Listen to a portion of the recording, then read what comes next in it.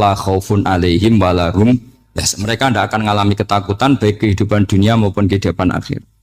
Bahkan para malaikat itu mengatakan ke wali-wali nahnu auliyaukum fil hayatid dunya wa fil akhir. Kita ini teman kamu, saudara kamu, mitra kamu. Terus cara berpikir niku udan niku rahmat. Terus termasuk tobat sing sah niku dawuh Imam Ghazali kon adus nganggo banyu udan sing ceblok langsung. Mergo nak liwat kenteng kadang kentenge iku hasil sumbangan proposal. Terus pun sing langsung mawon, sing liwat plastik pun mboten mandi niku. Mboten mandi niku sing niku mau sama niku. Terus dulu di antara syarat tobat niku dawuh Imam Ghazali niku adus udan sing prawan, maksudnya sing asli ceblok saking putih langit niku langsung sampean ombe. Nak tepak nggih tobat, nak mboten tepak nggih lara niku. Kenapa sholat itu lebih indah ketimbang nikmatal wiqo misalnya, nikmatnya hubungan biologis? Jawabnya ulama itu gini, lucu jawabannya sederhana. Nikmatnya kamu punya anak itu apa? Jawabnya ulama itu lucu. Kalau sakit dia sembuh, kalau hilang dia datang. Saya ulang lagi ya, kalau sakit dia sembuh, kalau hilang dia datang. Sekarang orang tua yang punya anak sakit koma di UGD atau di emergency, itu senangnya tuh mengalahkan kesenangan apa saja.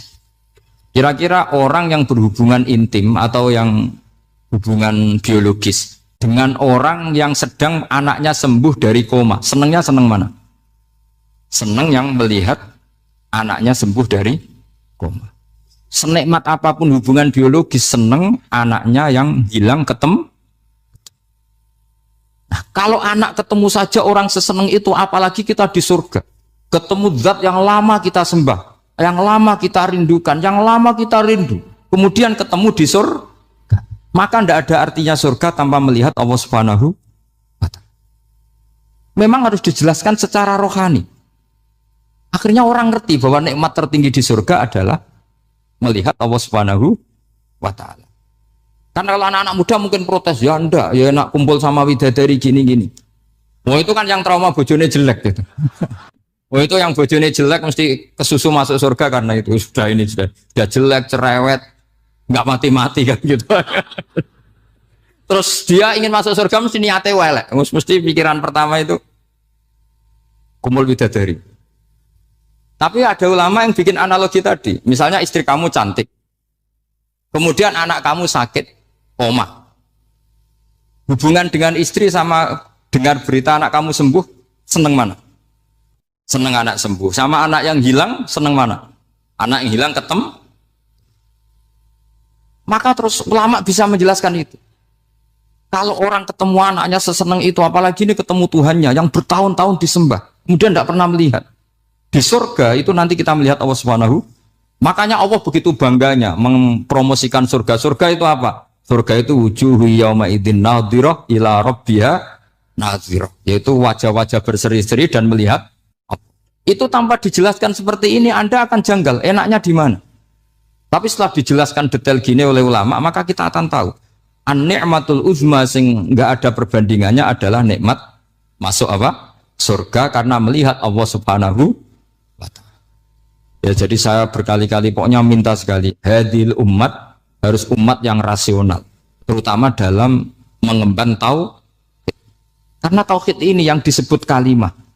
Sampai Allah mengistilahkan kepada Nabi Ibrahim itu waja'alaha kalimatam baqiyatan fi aqibi. Kalimat tauhid adalah kalimat yang akan abadi di anak cucunya Nabi Ibrahim. Baik anak cucu yang karena gen mau anak cucu yang karena sebab, yaitu santri dengan kiai. Dan itu caranya gimana? Umat Islam jangan berhenti belajar mantek. Makanya di MGS, di Qudsiah, di TBS, semua pondok pasti ngajarkan mantek, di Bendan, ilmu logika. Itu tadi, kalau kamu tidak bisa menemukan tauhid dengan cara tadi, dengan cara al-alam mutaghayyir wa kullu mutaghayyir hadis la buddan min bukhtis, paling tidak pakai ilmu yang dilakukan Rasulullah SAW. Yaitu masyhur itu. Saya sering cerita di mana-mana. Ada orang namanya Jubair bin Mut'im. Muhammad bin Jubair bin Mut'im. Itu dulu dia kafir. Dia orang pinter sampai dipasrai jadi negosiator untuk mengurus tawanan perang Badar yang ditawan Rasulullah SAW. ketika datang di Medina, delalah pas maghrib, Nabi baca wattur wa kitabim mastur. Di antara ayat yang dibaca Nabi itu am khuliqu min ghairi syai'in. Masa manusia sebanyak ini kemudian mereka diciptakan oleh ketiadaan. Min ghairi syai'in itu oleh ketiadaan. Masa alam raya yang wujud ini, alam raya yang punya eksistensi ini kemudian penciptanya adalah ketiadaan. Padahal wal adamu la yakhluqu wa la yu'assiru wa la kadza wa kadza. Tentu sesuatu yang tidak ada itu tidak bisa dikatakan sebagai pencipta. Wong nggak ada, jadi faktor saja nggak mungkin apalagi jadi pencipta. Itu Nabi habis sholat langsung beliau sungkeman, ya Muhammad, saat ini juga saya iman. Karena logika yang dibangun ayat yang kamu baca itu menghabiskan semua logika saya. Intinya logika tauhid itu akan mengalahkan semua teori non tauhid. Itu yang disebut bal naqdhifu bil haqqi 'alal batili fayadmaghuhu fa idza huwa zahib. Kebenaran tauhid itu akan menghancurkan kekuatan apa saja. Fayadmaghuhu itu di tafsir Tobari disebut dorbatan tasujud dimah. Satu pukulan sing sampai menjadikan otak itu hancur. Lainnya disebut damagho, dimah itu maknanya otak. Maka kamu jangan khawatir kalau Islam didiskusikan di Uni Soviet, didiskusikan di Kanada, didiskusikan di Korea, pasti kalimat tauhid akan mengalahkan kalimatul batil. Pasti ja'al haqqu wa zahaqal batil, innal batila kana zahuq. Tapi syaratnya kita harus kuat. Makanya saya ini senang sekali yang namanya ngaji itu saya senang. Karena saya tadi bercita-cita ingin jadi dosen setelah mati. Karena di dunia sudah tidak jadi apa? Dosen. Saya ingin seperti Imam Amudi. Pertama ketemu Allah, beliau disuruh ngajar malaikat tentang ilmu apa? Matematika yang mengarah ke tauhid. Jadi diajarkan. Kamu tahu angka 2, angka 3, angka 4, semuanya bersumber dari angka 1. Berarti semuanya berawal dari 1. Nggak tahu setelah itu malaikatnya dites lagi apa enggak tahu. Pokoknya pas itu malaikat ya paham semua. Oke. Kayak apa hebatnya umat Rasulullah Shallallahu Alaihi Wasallam? Karena akalnya kok. Sehingga kita harus kuat. Sehingga kalimat yang benar disebut kalimatul haqqin alaiha nahya wa alaiha. Nah, kalimat yang salah disebut kaburat kalimatan takhruju min afwahim. Kalimat menjadi kalimat karena diucapkan. Tapi tidak menunjuk hakikat. Kayak ini misalnya, ini tutup, ini putih. Terus saya katakan hitam. Berarti saya mengatakan ini hitam sebagai kata-kata karena diucapkan, tapi tidak pernah menjadi hakikat karena hakikatnya ini putih. Itu hebatnya Quran. Makanya Quran kalau gojlek orang kafir itu, gojlek orang kafir itu sebut apa? Kaburas kalimatan takhruju min afwahim. Tapi untuk kalimat tauhid dikatakan apa? Yusabbitu walladzina amanu bil qaulif tsabit fil hayatid dunya wa fil akhirah. Sebagian disebutkan wa ja'alaha kalimatam baqiyah. Kenapa kalimat tauhid itu kalimat yang abadi? Karena Allah sebagai Tuhan di dunia juga sebagai Tuhan di akhirat dan selalu Tuhan pada masa yang tidak terbatas. Itu disebut wa ja'alaha kalimatam baqiyah. Kemudian umatnya Nabi mengganti kalimat yang gampang. Allah punya sifat baqa, punya sifat akhir. Maksudnya akhir itu la akhirah lah. Terus semuanya. Yang paham ya alhamdulillah, yang enggak paham dikon ngapal no. Wujud kidam baqa mukhalafatul khawadisi qiyamuhu bi nafsi wahdaniyat qudrat irad. Wes paham. Lah kok sing rada alim terus roh bedane iki sifat ma'ani iki maknawiyah. Cara Mu'tazilah ngene, cara ahli sunnah ngene. Wah itu sudah kejlimetan. Sementing wujud kidam. Nah, kenapa pertama yang disebut wujud? Karena yang membedakan kita dengan paham ateisme itu ya sifat wujud, yaitu mereka mengatakan alam raya ini dimulai dari ketiadaan. Wah itu akal mana saja itu nggak bisa nerima, masa ketiadaan menciptakan sesuatu yang ada. Maka kata Ibnu Hajar al Asqalani ketika mentafsirkan mensarai hadis salasun mangkunna fihi wajata halawatal iman. 3 hal ini kalau kamu paham maka menemukan manisnya iman. Manis itu enak. Terus kata Ibnu Hajar al-Asqalani, masih ingat betul dalam sarahnya Fathul Bari, wa yusamma inda ahlil aql, misalnya al-iltizat al-aqli. Agama ini mengajarkan kenyamanan cara berpikir. Coba kalau sampean seorang doktor atau seorang profesor atau seorang pinter, kemudian kamu dipaksa mengimani bahwa alam ini diciptakan oleh ketiadaan, itu bisa tidur enggak? Oh, enggak bisa tidur. Sampean misalnya orang pinter, dididik di kampus atau dididik di pondok, alam ini yang wujud, yang menciptakan itu sesuatu yang tidak wujud. Kamu bisa tidur enggak kira-kira? Ini guru apa? Ini sarap ini. Mosok hadil maujudat khalaqahal adam. Sesuatu yang wujud diciptakan ketika. Tapi agama ini membawa sesuatu yang menyenangkan untuk akal. Yaitu hadhil maujudat khalaqaha wajibul wujud. Maujudat yang wujud ini diciptakan super maujud, yaitu oleh bahasa pondok disebut wajibul wujud. Kan terus seneng. Wajar dong kalau sesuatu yang ada diciptakan oleh yang ada. Nah tentu ada pencipta, terus ada super, disebut wajibul wujud. Kan terus enak. Nah, itu kata Ibnu Hajar al-Asqalani disebut wajadah halawatal iman. Sehingga kita tidak usah khawatir. Makanya saya itu termasuk orang yang nggak khawatir. Apapun rusaknya dunia ini, kacaunya dunia ini akan kalah dengan kalimatut tauhid. Karena kalimat ini ketemu apa saja pasti menghancurkan. Yaitu disebut bal naqdhifu bil haqqi 'alal batil fayadmaghuhu fa idza huwa zahid. Kalimat hak ini akan menabrak apa saja. Dan yang ditabrak pasti hancur. Makanya sama tidak usah khawatir. Misalnya ada negara ateis di Cina, di Korea. Kita yakin asal yang diteliti itu agama Islam pasti menang. Nah, yang susah kalau yang diteliti orang Islam, itu susah. Karena yang copet kadang-kadang ya umat. Apalagi di negara mayoritas muslim, nanti copetnya, premannya, koruptornya, semuanya beragama Islam. Makanya kita hanya punya pilihan dua itu, umat Islam dan Islam yang kumat itu dok. Kalau tidak umat Islam, ya Islam yang kumat. Tapi kalau kalimat tauhid itu kalimat yang aman, tak jamin. Tak jamin 100%. Sehingga saya itu kalau ditanya profesor Pak Bak, kalau suatu saat Indonesia jadi negara yang sangat terbuka, kemudian ada sekolah perbandingan agama, menurut Anda prospek Islam gimana? Saya jawab asal yang dikaji Islamnya bukan orangnya, pasti Islam tetap prospek. Asal yang dikaji apa? Islamnya bukan orangnya. Kalau orangnya ya Masya Allah. Itu tadi kalau tidak umat Islam ya Islam yang terus kalau matur nuwun sangat jenengan hormat teng Raden Asnawi. Beliau sekarang generasi keempat ya, wonten sing generasi ketiga. Nasab kula kepanggih Raden Asnawi teng Asnawi sepuh. Terus Mbak Raden Asnawi gada bah namine Abdullah Husnen, terus Ibu Ayu Sofia niku binti Asnawi sepuh. Kula buyut kula kandung damaran niku Hafsah binti Maksum bin Soleh bin Asnawi sepuh.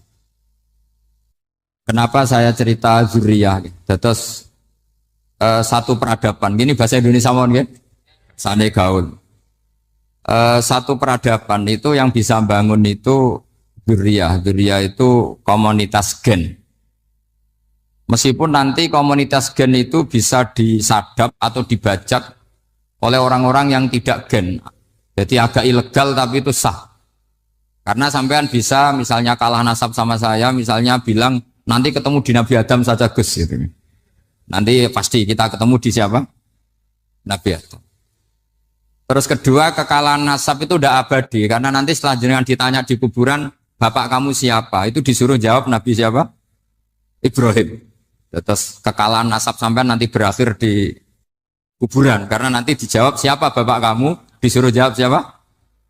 Nabi Ibrahim. Jadi yang punya bapak Karmen apa itu sudah selesai, sudah nggak dipakai lagi. Nanti pakai siapa?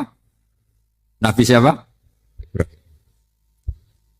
Nah, kenapa saya cerita bahwa nasab gen itu akan disatukan oleh satu visi ilmiah yang objektif.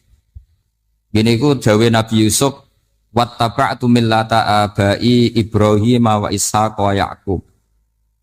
Terus dawe Nabi Yusuf, maka nalana an nusyrika billahi min syai'. Jadi saya ngikuti leluhur saya. Ini dengerin ya, saya ngikuti leluhur saya, yaitu Nabi Yakub bin Ishak bin Ibrahim. Leluhur saya itu siapa? Maka nalana an nusyrika billahi min syai', yaitu keluarga besar yang tidak pernah melakukan kemusyrikan. Ya, keluarga besar kami punya tradisi tidak pernah melakukan kemusyrikan. Dan bahkan itu dibahasakan tidak mungkin kita ini melakukan kemusyrikan. Maka lana itu kira-kira kalau bahasa Indonesia itu kita ini tidak mungkin melakukan kemusyrikan. Nah, kenapa demikian? Itu berangkat dari logika yang permanen. Disebut yusabbitu Allahu alladziina aamanu bil qouli tsabiti fil hayatid dunya wa fil akhir. Logika permanen itu begini misalnya. Kita ini kan hidup dari bapak dari ibu terus sampai Nabi Adam. Kemudian setelah Nabi Adam ini berakhir, kemudian kita mau tidak mau berpikir Nabi Adam itu siapa? Terus diterangkan ternyata Nabi Adam itu satu makhluk hidup yang mulanya dari tanah. Lewat wahyu Allah, lewat titah Allah kun, kemudian jadi manusia yang bernama Adam. Sebelum Adam ada bumi, ada langit, ada cakrawala macam-macam. Kemudian itu kita rumuskan lagi, asal usulnya adalah tidak ada. Adamiyun makhdun. Akhirnya kita tahu bahwa alam raya ini diwujudkan setelah dari tidak ada. Nah tentu terus kita berpikir, dari tidak ada menjadi ada itu pasti penyebabnya adalah sesuatu yang ada. Nah yang ada itu disebut wajibil wujud. Karena wajibil wujud ini wujud sendiri, nggak ada saingannya. Karena Allahu ala syai'amahu, Allah ada dan tidak ada pesaingnya. Maka kita ini berpikir nggak mungkin ada kekuatan manapun yang menyamai Allah. Sehingga nggak ada Yesus mungkin menyamai Allah, nggak ada Fir'aun, nggak ada Lata, nggak ada Uzza.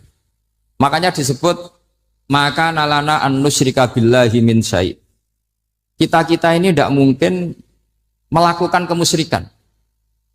Sama nggak usah tanya saya, Gus, tapi orang menjadi musyrik itu kan mungkin.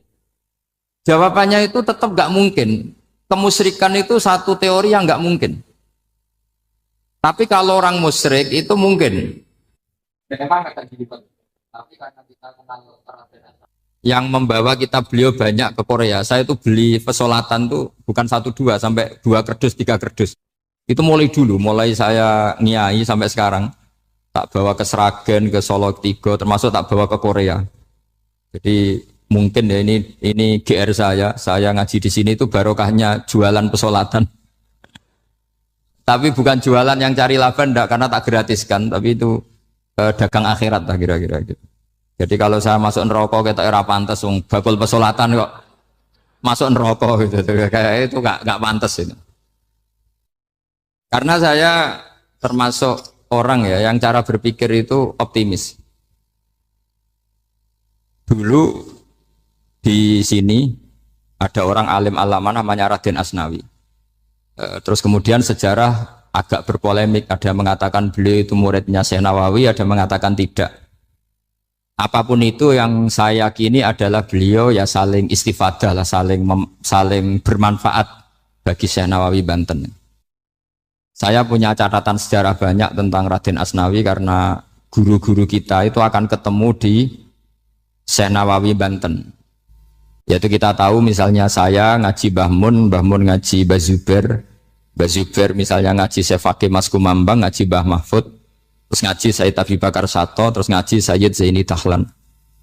Kalau keluarga sini mungkin misalnya Gus Hafid, Mbah Niam, Mbah Zuhri, terus Raden Asnawi. Raden Asnawi kita tahu nikah dari istri mudanya Syekh Nawawi, yaitu Nyai Hamdana.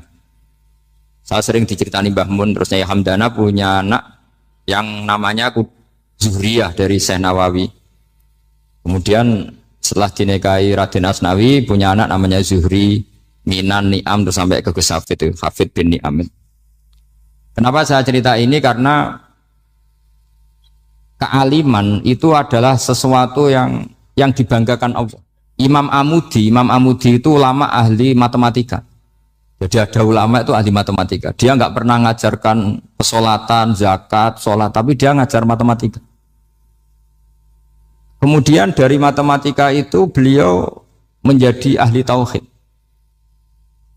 Sehingga nanti Mungkar Nakir itu nggak akan tanya dia marrobuka wa manabuka, karena dia punya rencana. Yang ngajar tauhid itu saya, kata. Jadi kalau dia malaikat akan merebuka, pangeran kamu itu siapa? Malaikat malah dilawan. Kamu pernah ngajar tauhid? Saya ini guru tauhid.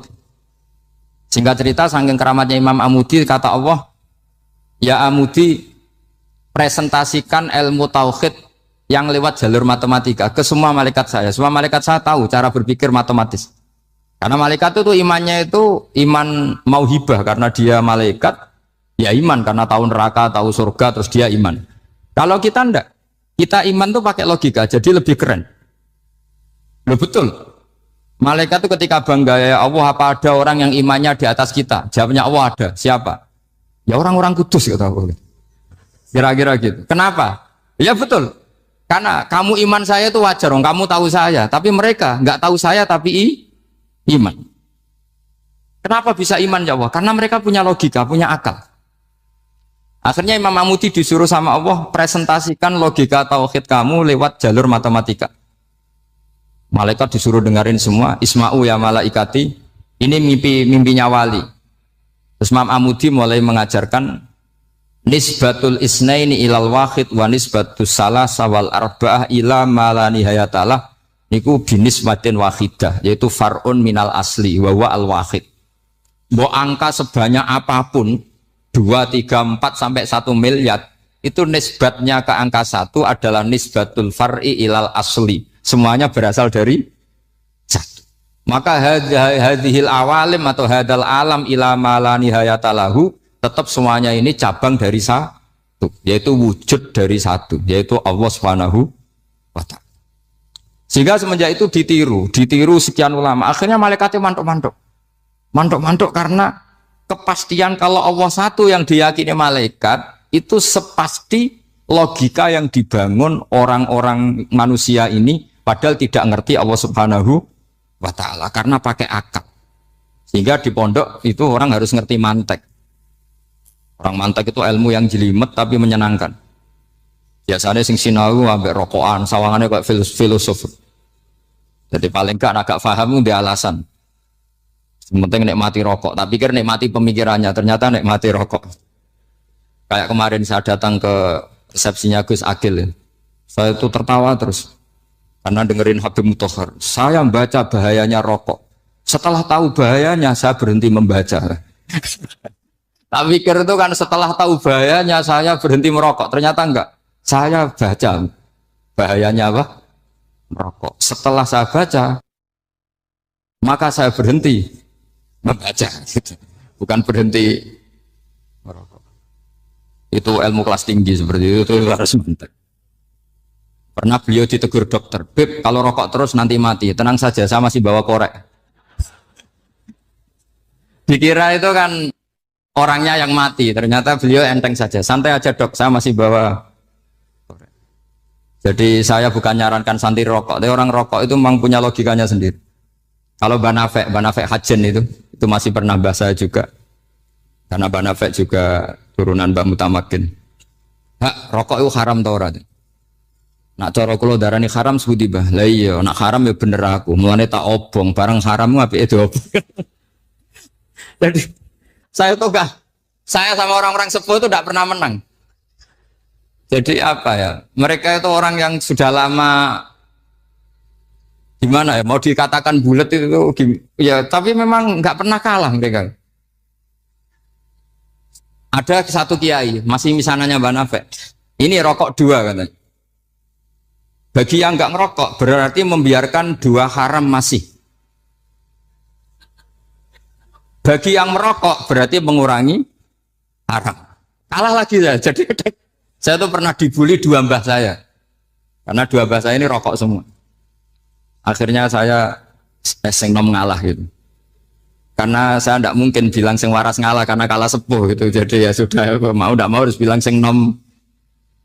Tapi yang penting itu kita mendengar. Jadi ternyata sepinter-pinternya kita itu mesti kalah pinter sama yang sepuh-sepuh itu. Jadi kalau tahu bahayanya rokok lewat membaca ya harus berhenti merokok. Berhenti membaca katanya. Nah malaikat ini cerita lagi malaikat. Saya memang dari awal niat hormat Raden Asnawi karena buyut-buyut beliau itu ketemu di buyut saya. Saya ini turunan Mbak Asnawi sepuh. Terus cuma buyut saya itu nikah Lasem, terus saya keceluk cucunya keluarga Lasem. Sebenarnya saya juga cucu Kudus. Tapi terus alhamdulillah sekarang kembali karena buyut saya menyuruh saya ngajar di Damaran, terus sampai sekarang saya ngajar di Damaran. Jadi buyut saya itu masih lahir di Damaran. Namanya Mbak Hafsah, itu Hamsah binti Maksum bin Soleh bin Asnawi Sepuh. Sama seperti nasab di sini Raden Asnawi, Mbak Abdul Husnan, terus Nyai Ayu Sofiyah, terus Mbak Raden Asnawi. Saya mau cerita, jadi ilmu itu lebih keren kita. Sehingga Rasulullah Shallallahu Alaihi Wasallam pernah ngendikan, saya ini rindu sekali li ikhwani. Kata Nabi itu ikhwani. Kata sahabat bilang, alasna ikhwana kaya Rasulullah. Bukankah kita ini saudara kamu, saudara engkau ya Rasulullah? Tidak, antum ashabi, kamu itu sahabat saya. Siapa teman-teman kamu itu ya Rasulullah? Yaitu kaumun yang tidak melihat saya, kemudian iman kepada saya. Jadi mereka seperti kita semua di Kudus ini tidak melihat Rasulullah Shallallahu Alaihi Wasallam, tapi iman sama Nabi. Dan ketika malaikat yubahi bikum malaika, Allah bangga dengan malaikatnya, membanggakan kita. Sampai malaikat tuh sentimen, kok bisa ya Allah? Ya karena tadi kamu iman sama saya wajar, karena kamu melihat surga, melihat neraka, melihat aras. Sementara orang Kudus coba ngelihat apa? Paling simpang 5, apa simpang 7 itu. Tapi imannya nggak kalah dengan malaikat. Kenapa nggak kalah? Karena tadi kita diajarkan bahwa nisbatul isnaini wassalasah wal arba'ah ila ma la nihayatalaha itu sama-sama nisbatul far'i ilal asli. Tetap yang asli adalah angka 1. Jadi nggak mungkin aslu hadhil asya nggak dari Allah itu, nggak mungkin. Tetap dari zat yang 1. Kemudian tentu ini bukan nisbatul walad ilal walid, anak ke bapak tentu enggak. Tapi nisbatul khaliq sama makhluk. Tapi apapun itu pasti 1. Sehingga Imam Amudi akhirnya masuk surga lewat jalur itu. Tidak usah lewat pertanyaan man rabbuka wa man nuka. Kelasnya disuruh ngajar malaikat. Saya punya rencana jadi pengajar malaikat nanti itu kan. Jadi orang-orang Kudus yang dapat barokahnya Raden Asnawi nanti jangan mau kalau ditanya man rabbuka wa man nuka. Kelasnya itu harus apa? Jadi gurunya malaikat. Karena bapak kita Nabi Adam itu keren. Nabi Adam itu adalah orang yang disuruh Allah dipresentasikan, dibanggakan Allah di depan para malaikat. Ketika ada malaikat yang agak hasut, tapi itu tidak malaikat papan atas, malaikat yang kebanyakan. Itu kan agak gak terima Nabi Adam jadi apa? Khalifah. Sampai malaikat ini usul ataj'alu fiha mayusidu fiha wasfikut. Makanya kalau saya protes sama malaikat itu malaikat yang ini, bukan Jibril sama Israel. Kalau protes Israel bahaya ya. Bisa dihabisin. Saya pernah ditanya seorang kiai, Gus jenengan gojlok malaikat kok berani? Ya karena malaikat yang jenis ini pernah gojlok Nabi siapa? Adam. Enggak percaya kalau Nabi Adam itu layak mimpin sampai protes ataj'alu fiha may yufsidu fiha wasfikut. Tapi apa yang terjadi? Allah mengajarkan satu ilmu di Nabi Adam kemudian disuruh meresentasikan. Qala ya Adamu ambihum bi asma'ihim. Adam, coba kamu presentasikan ilmu kamu. Lah Nabi Adam fasih mempresentasikan ilmu. Kata Allah, kamu bisa enggak sepinter Nabi Adam? Enggak bisa ya Allah. Makanya sudah saya bilang ini a'lamu malah. Saya lebih tahu siapa yang layak mimpin. Jadi layak mimpin itu pertama harus kuwatul ilm. Ilmunya itu harus kuat. Nanti saya akan cerita hubungannya Raden Asnawi dengan Syekh Nawawi. Apa itu hubungan teman, apa murid guru, itu memang masih jadi polemik sampai sekarang. Kalau saya ya keyakinan saling istifadah. Ini bahasa netral, tidak murid guru tapi saling apa? Istifadah. Kata Syekh Nawawi dalam tafsir Munir itu, ilmu itu nomor 1. Sehingga beliau setiap ada ayat fa inna hizballahi humul ghalibun, beliau pasti menafsiri bil hujjah wal barohin la bisaulah. Saya masih ingat betul takbirnya, memang saya hafalkan. Tapi bukan untuk modal pidato, bukan modal sebagai wong alim. Kalau pidato gampang. Pidato itu semua orang bisa. Kalau jadi orang alim itu tidak gampang. Lebih susah lagi wong alim berpidato. Itu kalau nggak pernah mbah saya tidak mau. Karena memang saya terkenal nggak suka pidato. 1 memang nggak bisa. Nomor 2 tidak ingin. Nomor 3 ya rugi. Karena pidato itu nasib-nasiban. Kalau nasib baik kamu tidak paham itu, wah Gus Ba ilmunya tinggi sehingga kita tidak paham itu kalau nasib baik. Kalau nasibnya ada baik, nak ngendikan bulat sama itu tepat-tepatan. Dan Syekh Nawawi itu benar, Raden Asnawi juga benar, semua guru-guru kita benar. Karena agama ini sebetulnya bukan masalah negara, tapi masalah logika yang sehat. Uni Soviet itu pernah mengkooptasi Uzbek, Ceknya, Tajikistan. Itu 100 tahun. Orang dipaksa ateis. Tapi orang-orang Uzbek, saya sering ketemu lama Uzbek, kadang ketemu di Korea, kadang di Malaysia. Orang-orang Uzbek itu punya basement di bawah tanah. Kemudian di bawah tanah ini mereka ngajarkan tauhid. Ngajarkannya ya gampang. Misalnya, ini sesuatu yang ada. Iya ini. Ini ada penciptanya enggak? Ya ada. Siapa? Tukang katanya. Yang penting itu enggak ada logika bahwa sesuatu yang ada disebabkan oleh ketiadaan.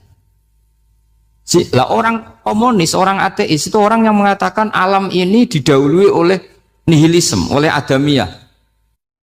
Masuk akal enggak sesuatu yang ada, penciptanya sesuatu yang tidak ada. Sehingga orang anak-anak Uni Soviet itu enggak pernah kepikiran membenarkan ateis, itu enggak pernah.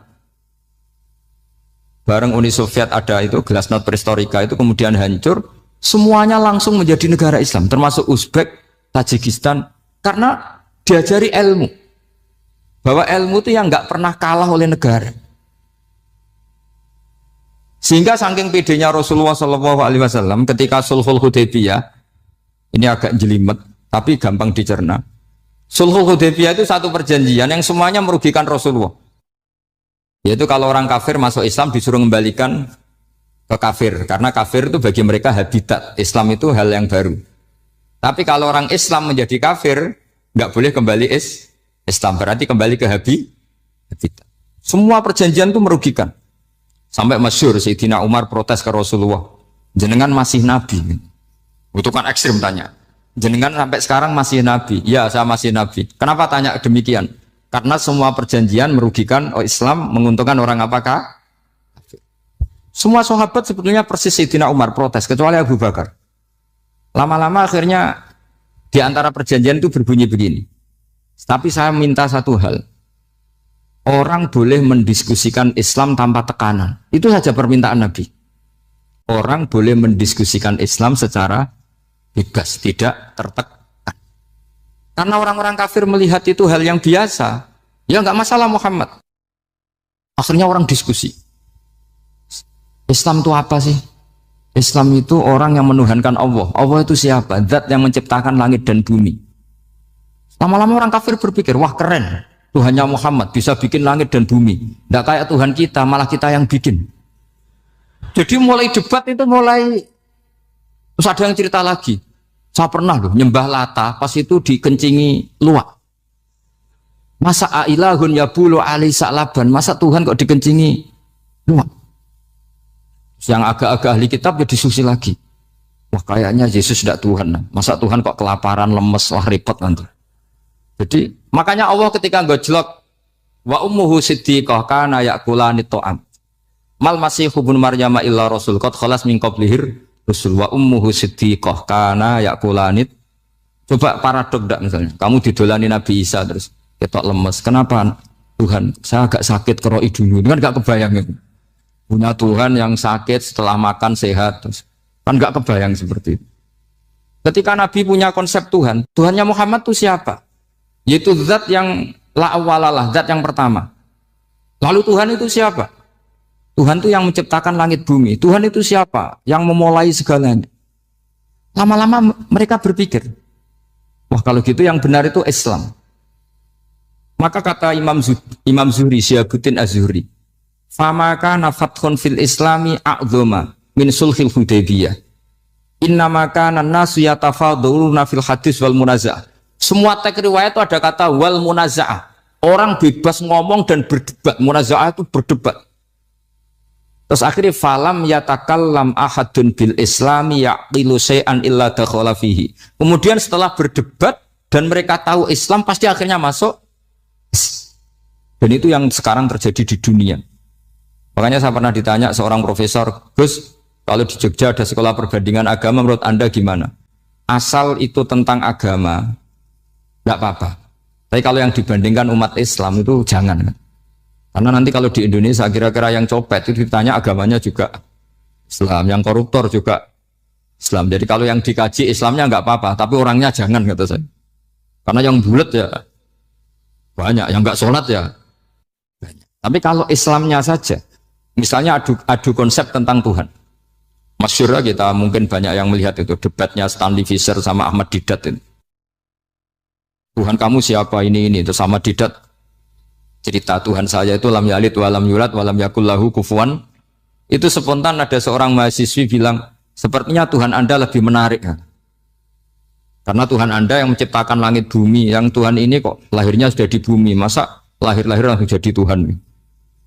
Jadi akhirnya falam yatakallam ahadun bil islami yaqilu syai'an illa dakhala fihi.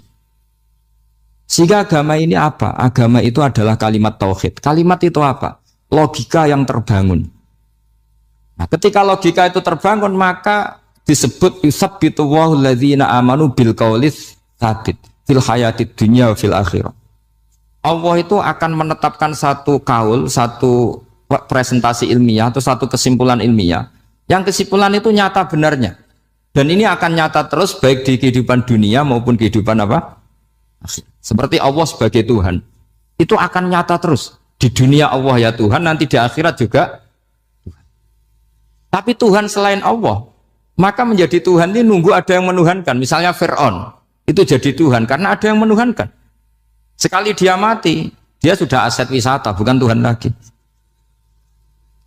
Makanya gejolokannya orang ulama Arab, kalau ketemu ulama Mesir, kalau gejolokan itu lucu. Orang Arab, ada Abu Jahal, Abu Lahab, penggaweane ngusir Nabi. Gitu. Itu gejolokannya ulama Mesir. Kata ulama Arab, kamu gayanya benci Fir'aun, tapi rizki kamu dari wisata melihat Fir'aun. Itu gejolokan. Gejolokannya ulama Arab sama ulama Mesir. Sehingga agama ini mengajarkan apa? Satu kalimat. Makanya kamu harus belajar mantek. Dulu Raden Asnawi ya pengajar mantek. Dulu buyut saya di sini Mbah Fauzan, abahnya Mbah Pah itu, mbahnya itu juga pengajar mantek. Karena di antara yang diceritakan Allah itu wa ja'alaha kalimatam baqiyatan fi aqibih. Tugas utama Nabi Ibrahim adalah menjadikan satu logika. Kalimah itu logika. Itu menjadi logika yang abadi. Baqiyah itu abadi. Fi aqibih di anak turunnya Nabi Ibrahim. Misalnya begini, saya beri contoh ya. Misalnya saya mengatakan teh ini hitam, itu menjadi kalimah karena diucapkan, tapi tidak menunjuk hakikat karena tehnya berwarna apa? Kuning.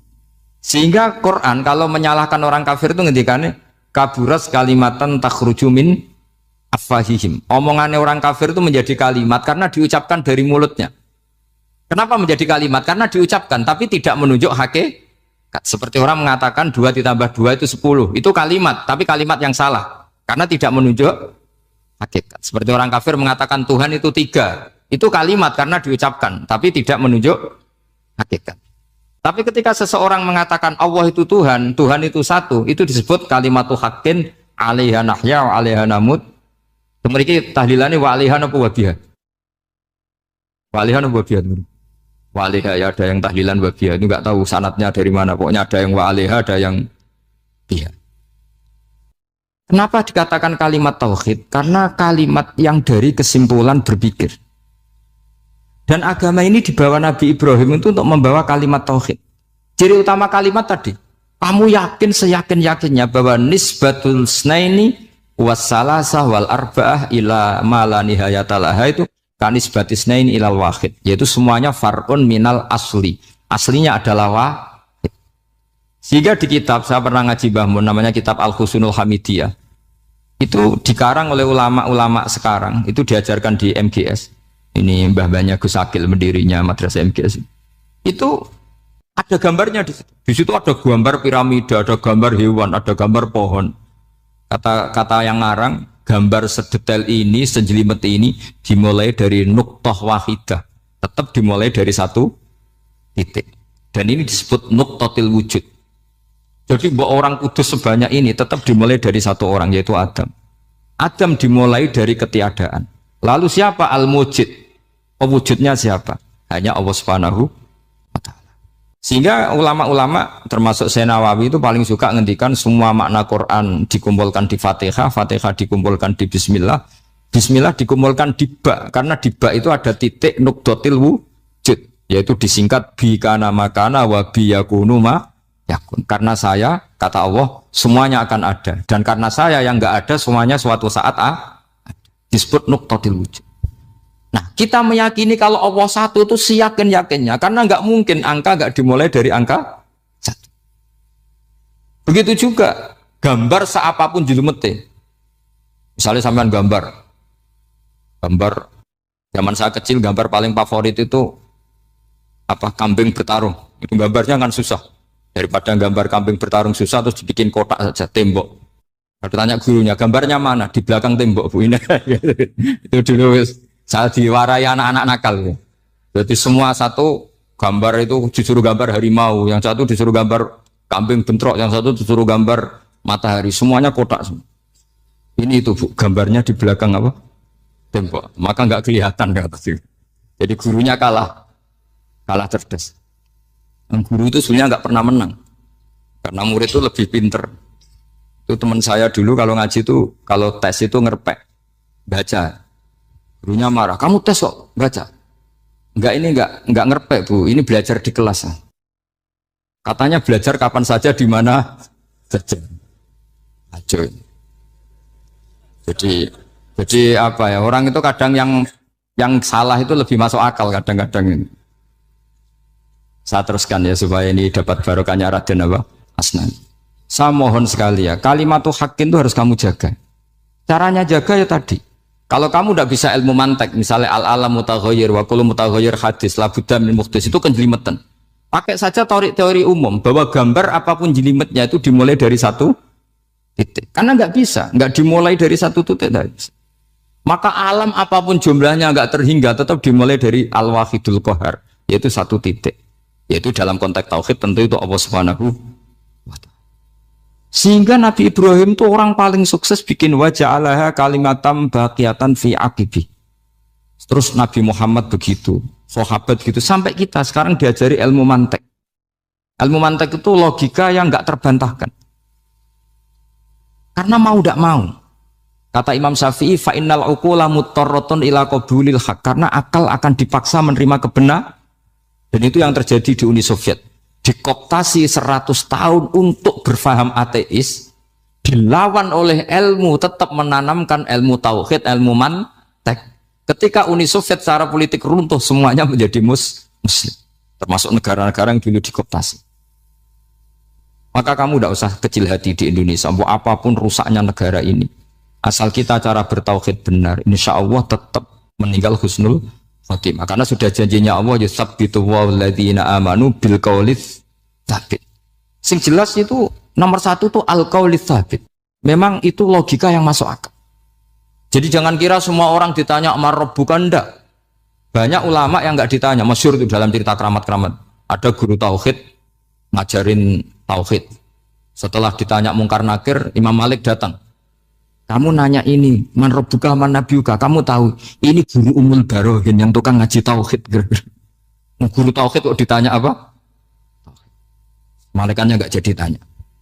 Dan saya percaya cerita-cerita seperti itu karena secara umum itu ala inna auliya Allahi la khaufun alaihim wa lahum yahzanun lahumul busyra fil hayatid dunya wa fil akhirah. Artinya kalau wali itu kok ditanya mungkar nakir berarti ngalami ketakutan. Karena di situ kan digambarkan mungkar nakir itu sewangar, bawa godam. Kalau yang tanya nggak bisa dipukul sampai ajur sak walang-walang. Pokoknya ceritanya kan seru seperti itu.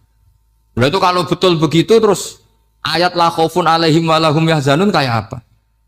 Makanya dalam kitab Nasoihul Ibad itu ada cerita ini. Sampean boleh nggak sependapat dengan saya, tapi semoga nasib sampean nanti digebuki malaikat. Karena orang itu akan mengalami seperti yang dirasakan. Anak indadoni abdibi. Saya tidak bayangkan akan mengalami itu. Makanya saya ini ngajar tauhid terus. Paling tidak kalau ditanya marabbuka man nabiyuka, sampean tahu profesi saya. Saya ini pengajar tauhid. Dan biji saya 9. Dulu saya di MGS, kalau ada teman bijinya tauhid kok 4, sekali swargo, tauhidnya jeblok. Jadi kalau bijinya 4 sekali swargo, tauhidnya apa? Jeblok. Tapi yang bijinya 9, yang di swargo, tauhidnya itu, saya dulu bijinya 9. Terus 9 terus sampai tamat. Karena nggak ada biji 10. Karena kalau 10 itu kan terlalu sempurna, nggak baik lah manusia kok sempurna gitu. Jadi sudah 9 aja kan. Tapi sebetulnya pantasnya ya dapat 10. Mergo sakake, mergo tenan ndak tahu saya. Di Nasaihul Ibad itu ada cerita gini dan saya percaya itu. Di sarahnya itu. Juga di sarah apa itu yang di sarah Syekh Nawawi itu. Pokoknya saya kalau ingat Raden Asnawi pasti ingat Syekh Nawawi. Saya tidak memastikan apa murid guru apa saling istifadah, yang jelas itu teman dekat, teman fil ilm. Sayyidina Ali itu pernah minta kasaf sama Allah. Saya percaya tidak semua orang alami marbuka ditanya itu. Ya Allah, saya minta kasaf itu ngerti alam gaib. Ingin tahu Umar. Jadi diam-diam Sayyidina Ali itu ya mangkal sama Sayyidina. Wong kok keras ngon. Angger wong kok tahu disentak. Jajal wani nyentak malaikat Tora itu kata Sayyidina. Jadi dia minta kasaf karena kenangannya dia melihat Umar itu semua orang pernah disentak sama Sayyidina Umar itu. Sayyidina Ali minta kasaf. Ya Allah, saya ingin melihat Umar menghadapi Mungkar Nakir. Masih garangkah apa enggak? Itu dah itu tidak. Minta kasaf. Pas kasaf beliau bangun dari kubur, duduk. Dilihat sama Sayyidina Ali ini ngalami kasaf. Sama ndak usah tanya. Ndak wali kok tanya. Ya sudah pokoknya percaya aja. Akhirnya malaikat Mungkar Nakir datang. Itu di situ digambarkan matanya itu kalkidril mughalla, kayak apa itu panci yang dibakar. Wah, soalnya seru. Semua nang Sayyidina Ali. Baru ini kamu akan takut gitu. Tapi ternyata enggak. Umar bangkit disentak orang tua itu. Kamu tahu menghadapi siapa? Yang sopan. Oh, ada sontak. Kaget malaikatnya itu karena enggak pernah ngalami disentak. Mungkin itu pertama. Kaget. Memangnya kamu siapa? Saya ini teman kekasih Tuhanmu. Saya yang diandalkan temannya sebenarnya bukan dia. Ana sohibu habibillah. Saya ini temannya kekasihnya Allah. Jadi dia mengandalkan temannya sebetulnya, bukan mengandalkan dirinya. Oh, kamu temannya Nabi Muhammad? Iya, saya Umar, temannya Nabi Muhammad. Kamu harus hormat sama temannya kekasih kamu. Terus mulai itu. Akhirnya matur Allah. Ya Allah, apakah prosedur seperti ini bisa dinego? Sama Allah. Oh iya katanya. Kamu kalau menghadapi kekasih saya ya jangan seperti itu katanya. Semenjak itu beliau sopan santun, dua Mungkar Nakir itu. Jadi ini berita gembira. Jadi sebetulnya itu enggak. Tapi kita ini kan enggak punya nyali nyentak Mungkar Nakir. Semoga dengan gelar kita doktor tafsir, doktor tauhid gitu. Atau paling enggak guru kudsiyah tauhid gitu. Atau siswa terbaik dalam materi tauhid. Itu harus kamu bawa status. Jadi sehingga nanti ini saya ranking 1 tauhid, masa masih ditanya marbuka waman nabi. Dan itu menurut saya sah. Sampean enggak usah protes takbirin di, susah usah takbiran.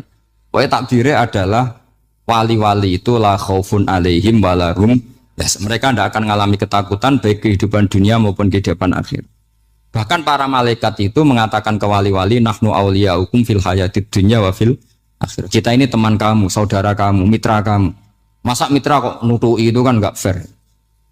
Dan menurut saya paling efektif itu apa? Kamu harus punya rumus tauhid kayak Imam Amudi menemukan Tuhan. Imam Amudi itu menemukan Allah itu lewat ilmu matematika. Dan itu Allah saking senengnya disuruh ngajari para malaikat. Wa ya malaikati isma'u. Kamu harus mendengar, ini orang alim saya yang ahli matematika. Tapi justru itu ngerti bahwa asal usul alam itu minal wahidil qahar. Dari zat yang satu. Akhirnya Imam Amudi mulai ngajar tuh. Nisbatus naini wassalah sawal arba'ah ila mana nihayatalaha iku kabeh iku far'ul wa